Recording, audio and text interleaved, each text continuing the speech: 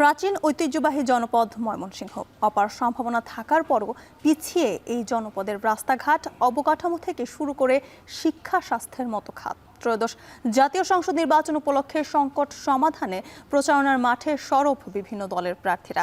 সকাল থেকে মধ্যরাত ভোটারদের দাঁড়ে দাঁড়ে যাচ্ছেন, তারা দিচ্ছেন বিভিন্ন প্রতিশ্রুতি। এ নিয়ে বিস্তারিত জানাতে ময়মনসিংহের মুক্তাগাছা থেকে যুক্ত হচ্ছেন ইমতিয়াজ আহমেদ। ইমতিয়াজ, জানাবেন প্রার্থীদের দেয়া নানা প্রতিশ্রুতি সম্পর্কে।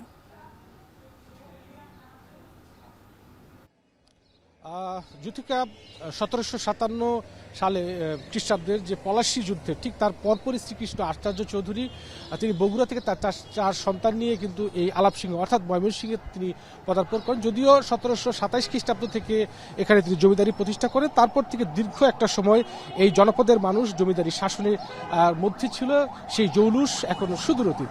এই ময়মনসিংহের মুক্তাগাছা অর্থাৎ ময়মনসিংহ 5 মুক্তাগাছা আসনে আমরা রয়েছি। ত্রয়োদশ জাতীয় সংসদ নির্বাচনে এই আসনটি একমাত্র আসন, একেবারে নির্ভেজাল আসন, যেখানে কোনো বিদ্রোহী প্রার্থী নেই।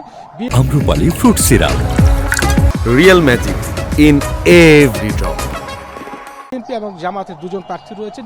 বিএনপির পক্ষ থেকে জেলা বিএনপির যিনি আহ্বায়ক রয়েছেন জাকির হোসেন বাবলু, তিনি ধানের শীষের প্রতীক নিয়ে তিনি মাঠে রয়েছেন, এবং জামায়াত ইসলামের কেন্দ্রীয় পরিষদের সদস্য অ্যাডভোকেট মতিউর রহমান আকন্দ তিনি দাঁড়িপাল্লা প্রতীক নির্বাচন করছেন। ময়মনসিংহের এই মুক্তাগাছার 10টি ইউনিয়ন রয়েছে।